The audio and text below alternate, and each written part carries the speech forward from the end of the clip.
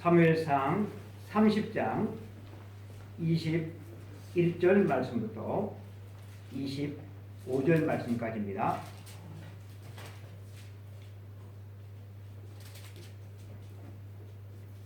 사무엘상 30장 21절로 25절 말씀까지 우리 다 함께 합독하시겠습니다.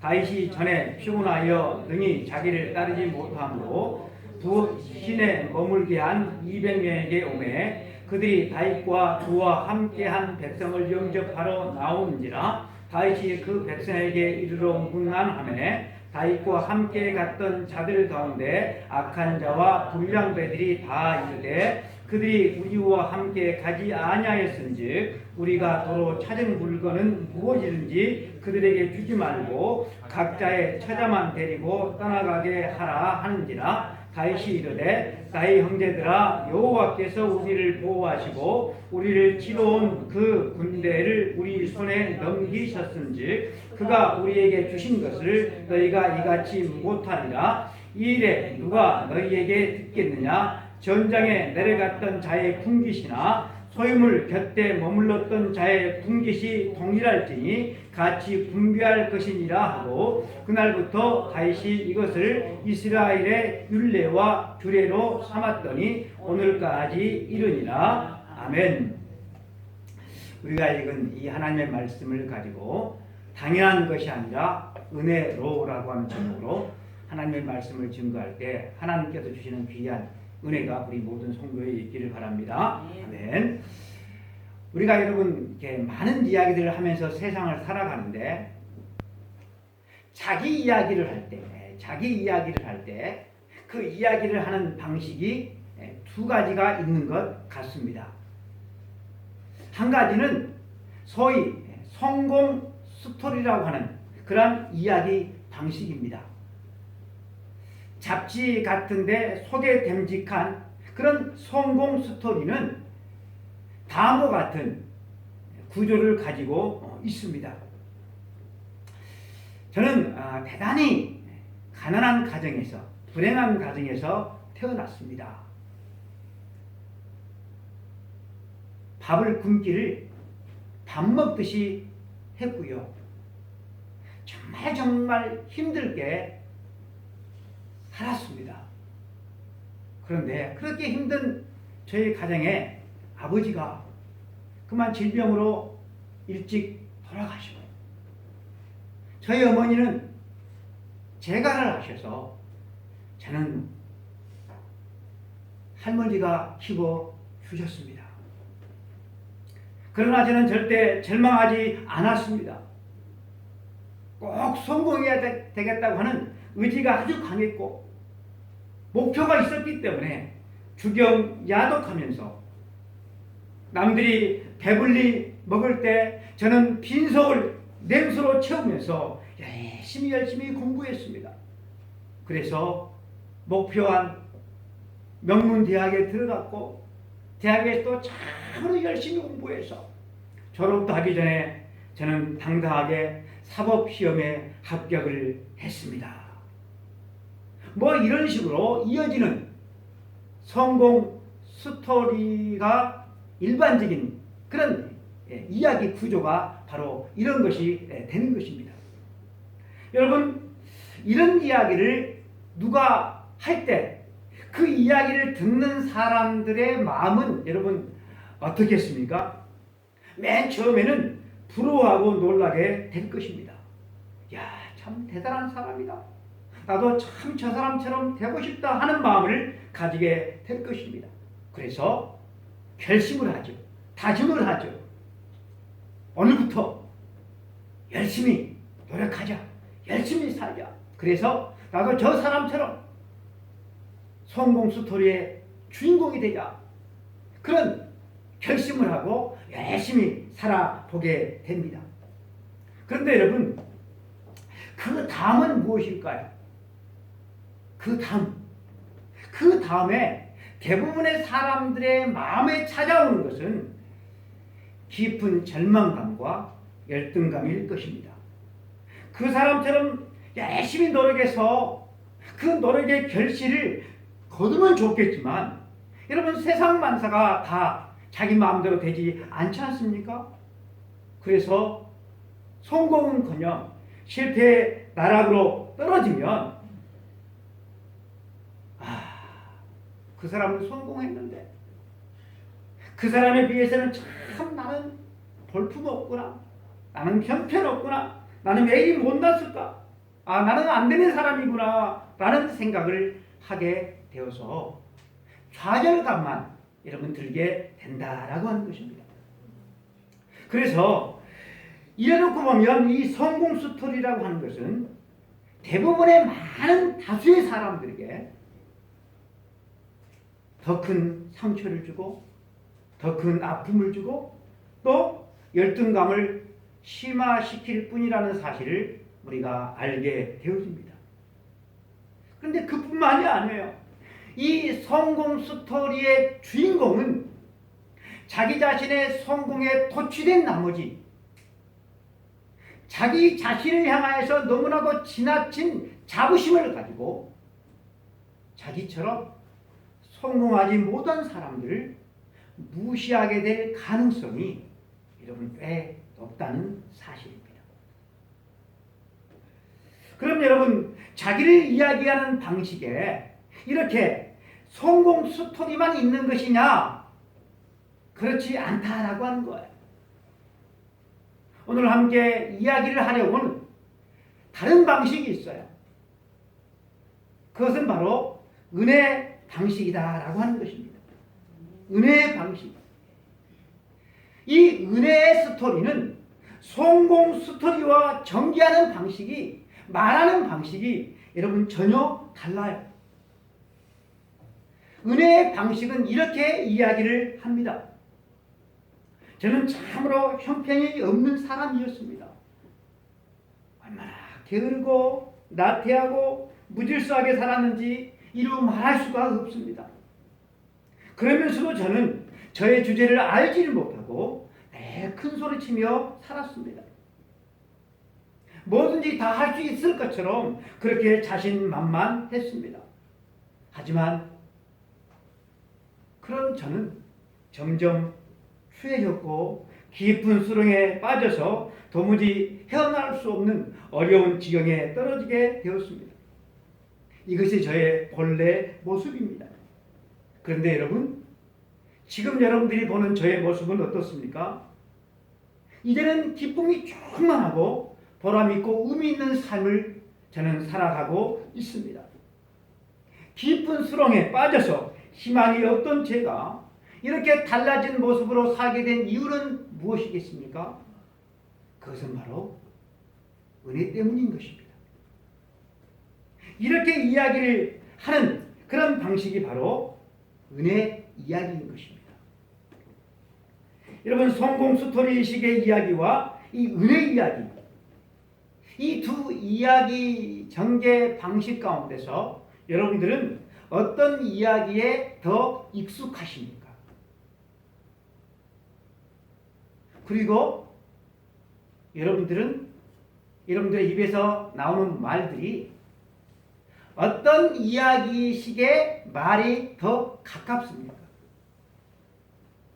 그리고 이야기를 들을 때 성공 스토리든 은혜 스토리든 우리가 이야기를 들을 때 어떤 이야기가 우리들의 마음에 여러분 감동이 됩니까? 성공 스토리입니까? 아니면 은혜 스토리입니까? 오늘 우리가 읽은 본문에는 두 가지 이야기, 그러니까 성공 스토리식의 이야기와 또 은혜 스토리식의 이야기가 다 같이 나오는 것을 볼 수가 있습니다. 이 본문을 이해하기 위해서는 좀 배경을 우리가 알 필요가 있는데, 사울 왕이 다윗을 죽이려고 하니까 다윗은 홀로 도망을 치게 됩니다. 도망을 다니다 더 이상 다닐 곳이 없어서 블레셋에게로 도망을 갑니다. 여러분, 블레셋은 원수의 나라잖아요. 다윗이 자기 발로 블레셋에 왔다는 이야기를 아기스 왕이 들었을 때 아기스 왕이 제일 반가워했어요. 왜냐하면 다윗이 누굽니까? 이스라엘의 영웅이잖아요. 이 이스라엘의 영웅이 말이에요. 자기 발로 블레셋 땅에 들어왔으니 저 이스라엘의 영웅을 내 신하로 삼아야 되겠구나 하는 생각을 이 블레셋 왕이 하게 됩니다. 그래서 시글락이라고 하는 섬을 다윗과 다윗의 일왕에게 떼어줘서 거기서 편안히 살아갈 수 있도록 그렇게 배려를 해 주었습니다. 그런데 얼마 지나지 않아서 이스라엘과 블레셋과 국군을 건 큰 전쟁을 하게 됩니다.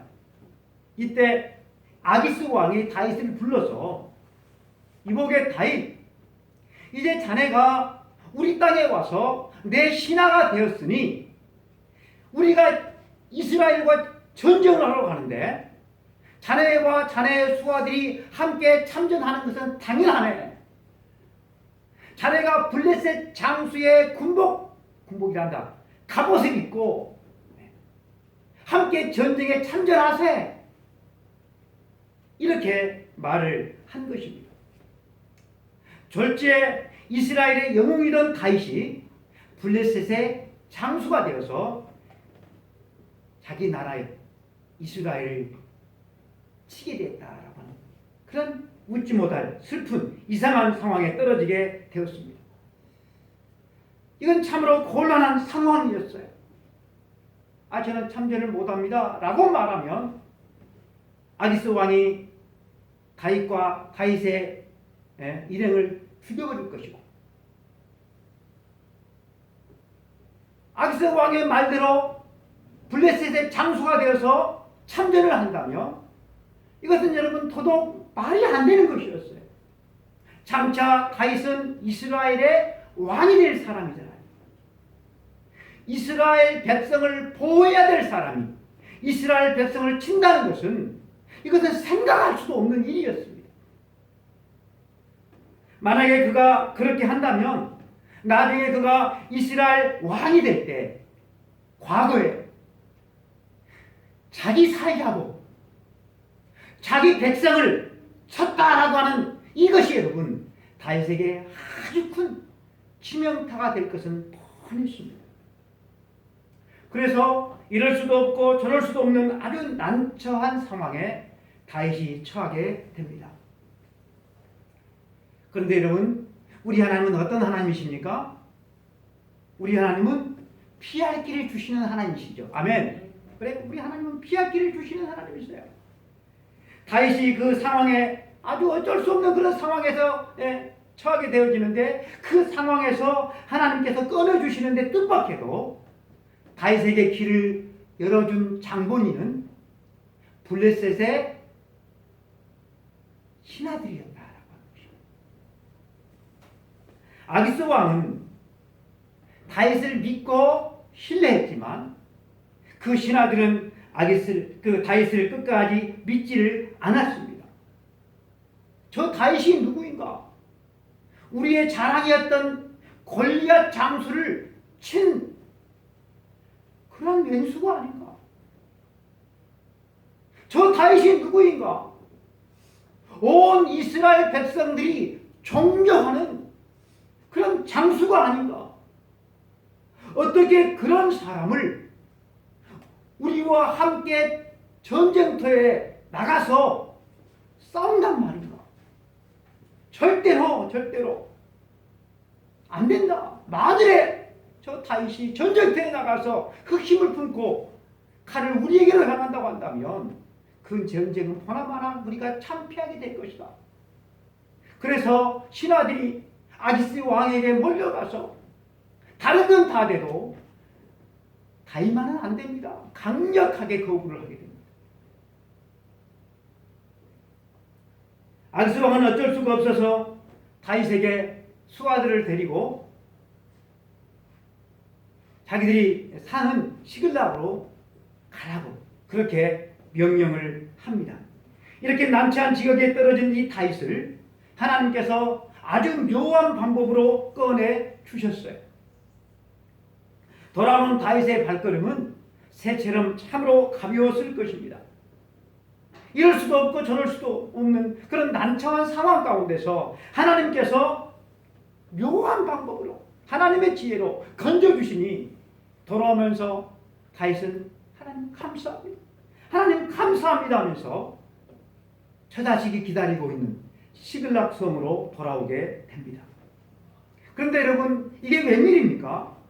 시글락 성에 가까이 다가오면 처자식이 나와서 환영을 해줘야 되는데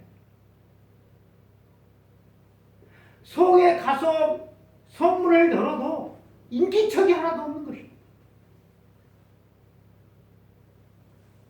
성을 보니까 아주 난장판이 되어 있었습니다.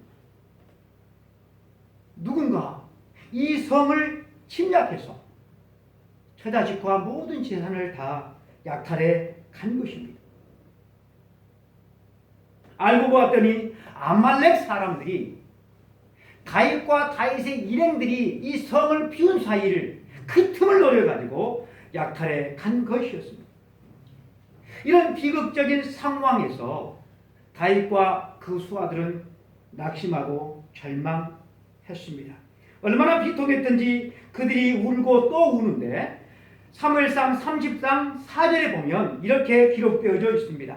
다윗과 그와 함께 한 백성이 울 기력이 없도록 소리 높여 울었더라.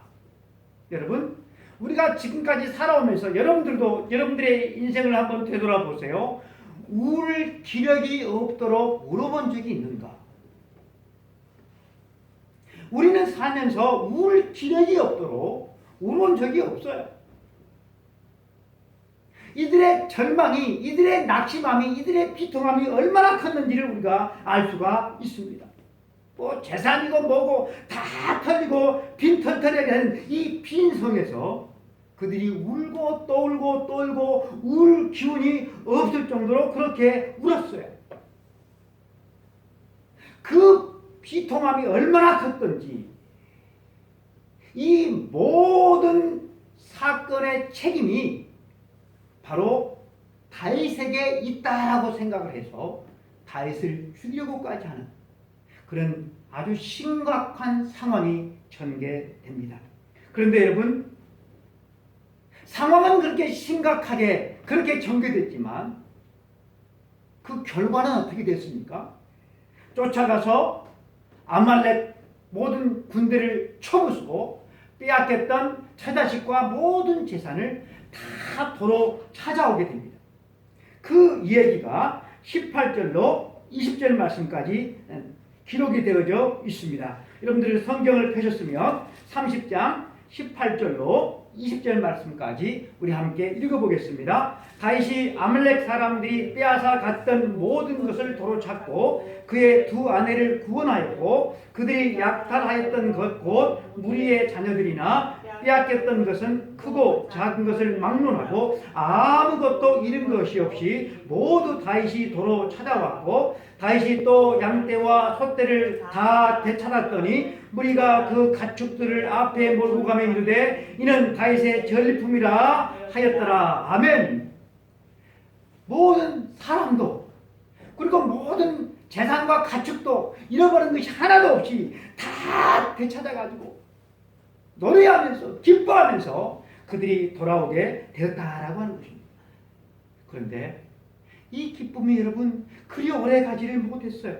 왜냐하면 아주 생각하지 못하였던 그런 데서 문제가 돌출되었기 때문에 그래요. 그 문제는 다른 것이 아니라 전리품이라고 생각되는 이것들을 누구에게 어떻게 분배하느냐라고 하는 이 문제 때문에 갈등이 발생했기 때문에 그래요.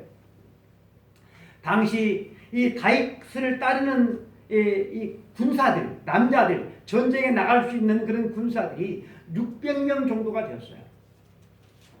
600명이 나갔다가 아말렉 군대를 치러 추격할 때는 몇 명이었는고 하면 400명이었어요.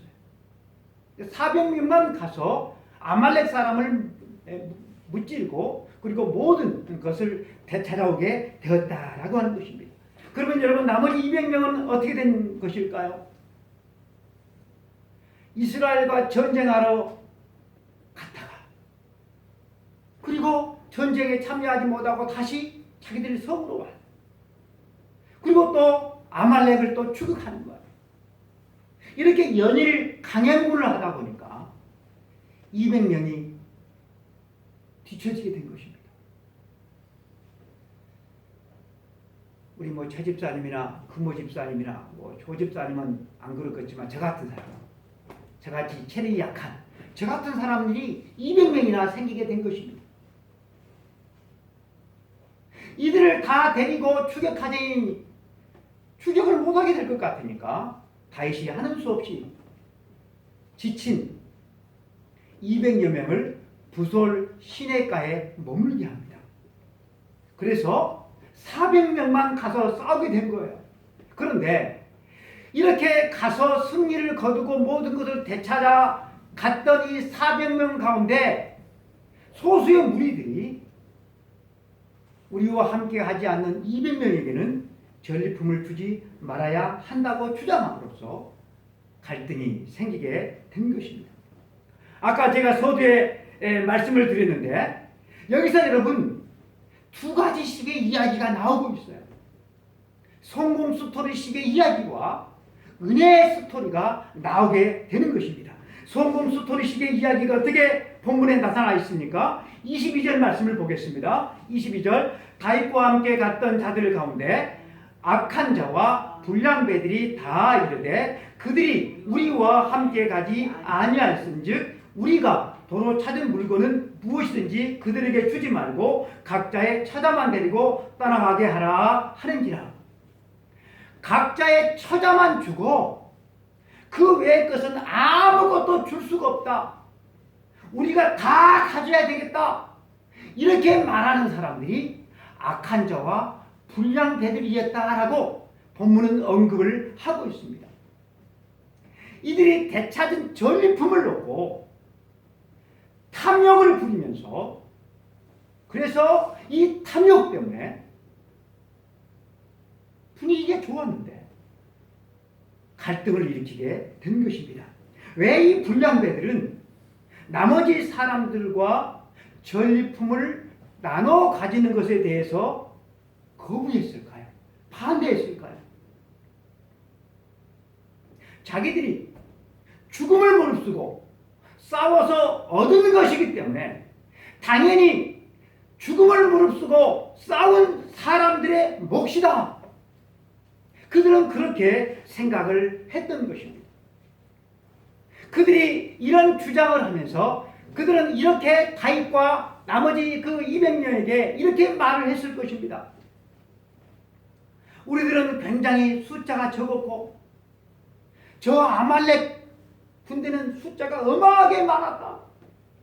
그래서 우리 600명이 다 가도 턱없이 우리 숫자는 부족했는데 그런데 200명은 남고 우리 400명만 갔으니 우리가 얼마나 힘들었겠느냐. 그러나 우리는 우리 처자식을 살리기 위해서 우리 재산을 찾기 위해서 정말로 죽기를 각오하고 그렇게 싸웠다. 그래서 우리가 되찾은 것이다. 그런데 이 시냇가에 남은 이 사람들은 뭐였냐? 편히 쉬고 있지 않았냐? 그러니 어찌 이것을 이 사람들과 나눌 수가 있겠느냐? 이런 식으로 이야기를 했다는 것입니다. 누가 싸웠냐? 내가 싸웠지. 누가 이겼냐? 내가 이겼지. 누가 얻었냐? 내가 얻었지. 그러니 내 것이지. 여러분 이렇게 이야기를 했다라고 하는 것입니다. 자기들이 싸웠고 자기들이 이겼고 자기들이 얻었으니 다 자기들 것이다. 그렇게 말했다라고 하는 것입니다. 여기서 여러분 주어가 누굽니까? 주어. 나 자기들이잖아요. 나. 전부 나예요. 내가 싸웠어. 내가 이겼어. 내가 얻었어. 다 내 거야. 내가 싸워서 내가 노력해서 내가 얻었으니 다 내 거라라고 하는 것입니다. 이것이 여러분 성공 스토리의 사고 방식입니다. 그러나 여러분 은혜 이야기를 하는 사람이 있었습니다. 그 사람은 그들의 우두머리였던 다윗이었습니다. 다윗은 우리가 싸웠고 우리가 이겼고 우리가 얻었으니 우리끼리 나누자 이렇게 이야기를 하지 않았습니다. 다윗은 이렇게 생각해보고 저렇게 생각해보고 아무리 생각해봐도 빼앗겼던 가족과 빼앗겼던 모든 재산을 되찾아올 수 있었던 것이 하나님의 은혜가 아니고는 다른 것으로 설명할 수가 없었습니다. 만약 끝까지 이 블레셋의 아기스 왕이 이스라엘과 전쟁하는데 이 다윗과 그의 수하들이 끝까지 참전할 수 있도록 그렇게 해버렸다고 한다면 어떻게 됐을까요? 자기들이 살고 있는 시글락 성이 약탈당한 것도 몰랐을 것이고, 자기 처자식이 다 포로로 끌려간 것도 몰랐을 것이에요. 몰랐는데 여러분은 어떻게 그것을 되찾아올 수가 있었겠습니까? 그런데 아기스 왕의 신하들이 반대했기 때문에 극적으로 다시 되돌아올 수가 있었는데 그것은 당연한 것이 아니라 우연이 아니라 다윗은 어떻게 생각했다는 거예요? 하나님의 은혜라고 생각했다라고 하는 것입니다. 더군다나 여러분 시글락 성에 도착하는데 좀 늦게 도착했다라고 한다면 그러면 어떻게 됩니까? 아말렉 사람들이 모든 재산과 처자식을 다 끌고 그 아말렉의 한복판으로 들어가 버리면 어떻게 추격을 합니까? 다시 되찾아올 수가 없었는데 적당한 시간에 도착을 해서 쫓아갈 수 있었고 그리고 다시 되찾아올 수도 있었습니다. 또 여러분 이 아말렉 사람들이 어느 길로 갔는지 모르는데 어떻게 추격을 할 수가 있습니까? 동쪽으로 갔는지 서쪽으로 갔는지 모르는데 어떻게 추격을 해요?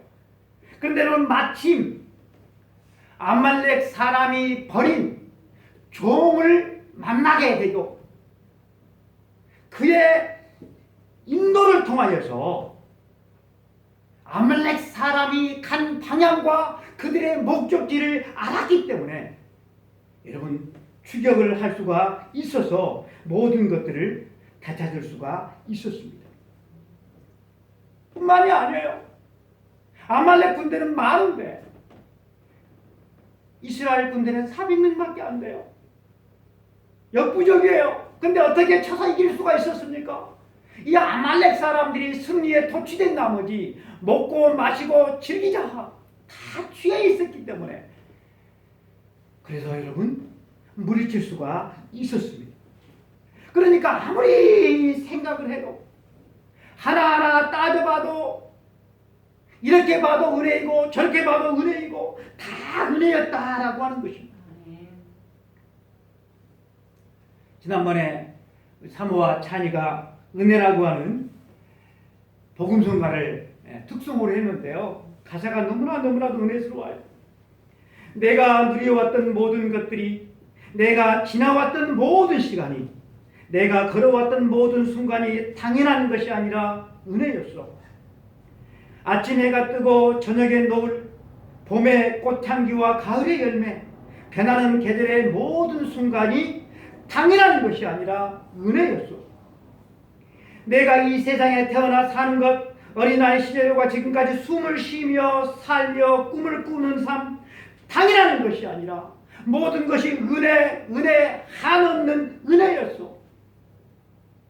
이 사람은 다윗은 모든 것이 은혜라고 고백을 하는데 얼마나 많은 사람들이 이것이 은혜가 아니라 당연한 것으로 여기고 살아가는지 모릅니다. 여러분들은 어떻습니까? 사랑하는 처자식을 되찾아온 것도, 빼앗겼던 모든 재산을 되찾아온 것도 자기들이 한 게 아니라, 우리가 한 게 아니라 하나님의 은혜라고 여러분 다윗은 여겼던 것입니다. 가족이 다 끌려가고 재산을 다 빼앗기고 그리고 울 기력이 없도록 그렇게 울었을 때 다윗의 수하들이 이 모든 책임이 다윗에게 있다고 하면서 다윗을 죽이려고 할 때, 그때 여러분 다윗이 얼마나 여러분 다급했겠습니까? 그런데 그때 다윗에게 용기를 주신 분이 과연 누구인가? 마음을 추스려서 지금이라도 쫓아가서 우리 다시 되찾아오자, 그렇게 용기를 주신 분이 과연 누구신가?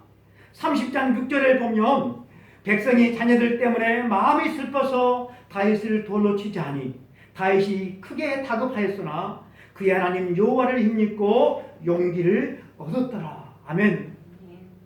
그 다급한 순간에 마음을 추스리고 마음을 돌리고 용기를 주신 분이 누구라고요?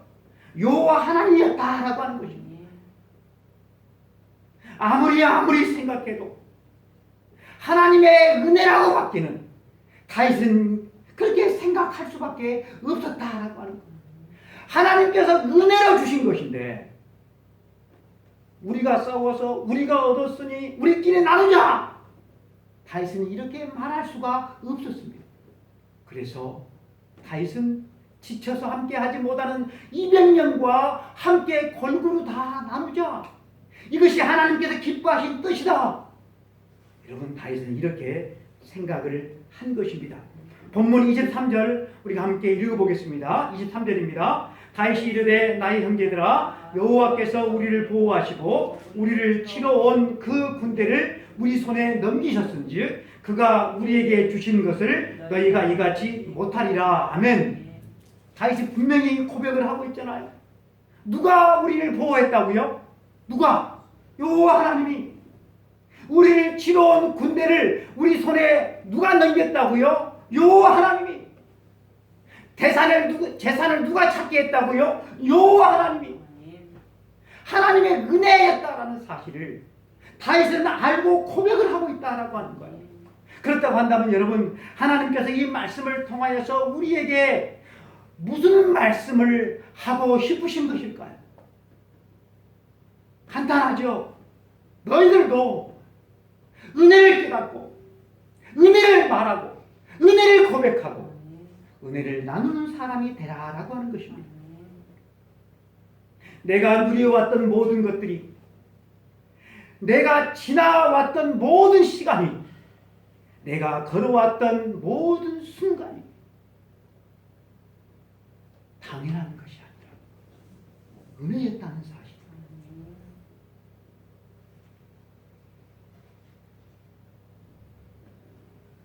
우리 모두는 다 은혜로 여기까지 온 줄로 믿습니다. 부모님의 은혜도 있었고요, 스승의 은혜도 있었고요, 많은 사람들의 은혜로, 무엇보다도 하나님의 은혜로 여기까지 온 줄로 믿습니다. 여러분, 이 은혜를 우리가 잊으면 안 돼요. 다 내가 했으니, 다 내가 했으니 내 거라고 하는 그런 오만, 그런 교만을 우리는 버려야만 하는 것입니다. 여러분, 신자와 비신자의 차이가 뭔지 아십니까? 하나님의 은혜로 사는 인생임을 기억하고 하나님 중심으로 살아가는 사람이 신자고요. 다 내가 해서 내가 그러니 다 내 거야, 이렇게 자기 중심으로 살아가는 사람이 여러분 비신자, 불신자입니다. 안타깝게도 자기 힘으로 산다고 하는 사람들이 세상에만 있는 것이 아니라 교회 안에도 있습니다. 사랑하는 성도 여러분들은 누구 힘으로 세상을 살아간다고 생각을 하십니까? 자신의 성공 스토리를 말하는 사람은 여러분 절대로 그 사람은 행복한 삶을 살아갈 수가 없습니다. 지금 내가 누리는 것, 이것은 다 내가 잘나서, 내가 노력해서, 내가 일해서 내가 얻은 것이니까 이것은 다 당연한 거야. 여러분, 당연하게 여기는데 감사가 있습니까? 당연하게 여기는 데는 절대 여러분 감사가 없는 거예요. 당연한데 그것을 내가 누리고 있어. 누리고 있으면서도 감사를 하지 못해요. 그 감사 없는 인생이 여러분 어떻게 행복할 수가 있겠습니까?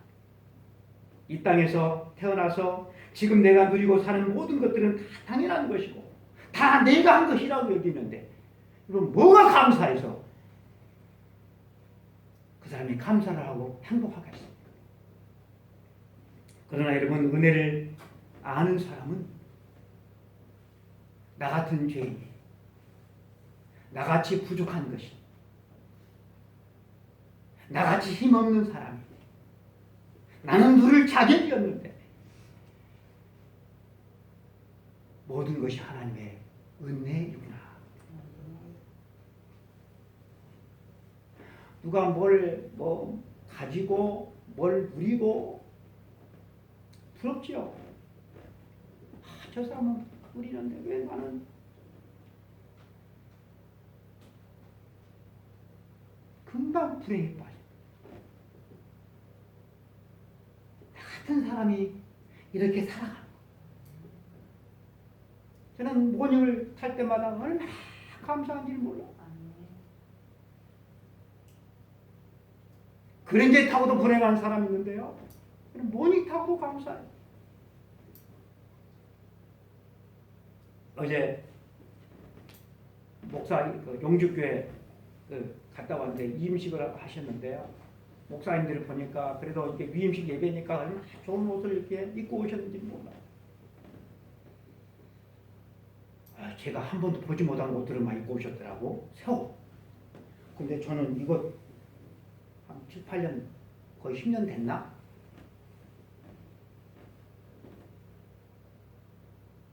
저 사람은 새 옷인데 나는 아우 불행해지. 하나님께서 이렇게 그죠? 참전하고 건강 주시고 옷을 주셔서 감사하다. 여러분, 이것이 은혜로 사는 것입니다. 은혜로. 나 같은 죄인이 나같이 부족한 것이 나는 누릴 자격이 없는데 여러분 이렇게 생각하면 그 사람은 너무 자기 자신을 과소평가한 것이 아닌가? 그렇게 생각하실 분도 있을 수 있어요. 그러나 여러분 이렇게 고백한 사람이 여러분 사도 바울이라는 사실입니다. 내가 나의 나된 것은 하나님의 은혜로 된 것이니 내가 모든 사람보다 더 많이 수고했으나 내가 한 것이 아니오 나와 함께 하신 하나님의 은혜로다.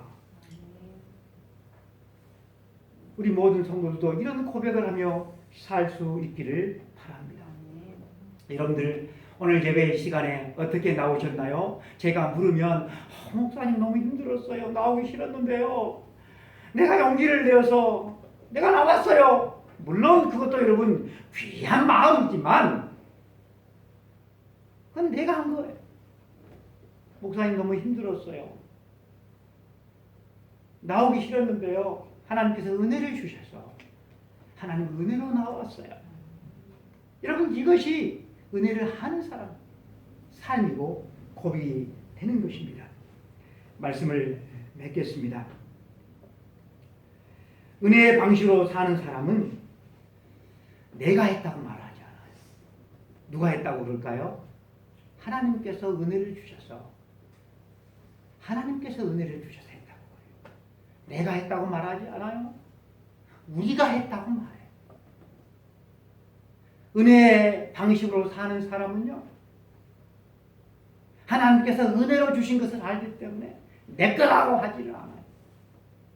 하나님께서 은혜를 주신 것을 함께 나누려고 해요. 은혜로 사는 사람은요, 무엇보다도 은혜의 복음, 생명의 복음을 증가하는 삶을 살아가게 되는 것입니다. 우리가 찬송가 308장을 아까 불렀는데요. 내 평생 살아온 길 뒤를 돌아보니 걸음마다 자욱마다 모두 죄뿐입니다. 뒤를 돌아보니 죄뿐인데 지금까지 나와 함께 하신 하나님, 이끌어주신 하나님, 지켜주신 하나님, 저 영원한 천국으로 데리고 가신 은혜의 하나님, 그 은혜의 하나님만 생각하며 여러분 우리는 감사하는 삶을 살아갈 수밖에 없다는 사실입니다. 우리 모든 성도가 이렇게 늘 감사하는 그런 마음, 은혜를 알고 그 은혜 가운데서 늘 감사하고 은혜를 말하고 은혜를 베풀면서 우리 성도가 이 세상을 살아갈 수 있기를 주의 이름으로 축복합니다. 기도하겠습니다. 하나님 아버지, 오늘 또 부족한 이 종이 은혜를 알지도 못한 채 늘 불평과 불만이 가득했던 이 종이 은혜의 말씀을 전했습니다. 하나님 아버지, 세상의 삶의 방식은 은혜가 아니라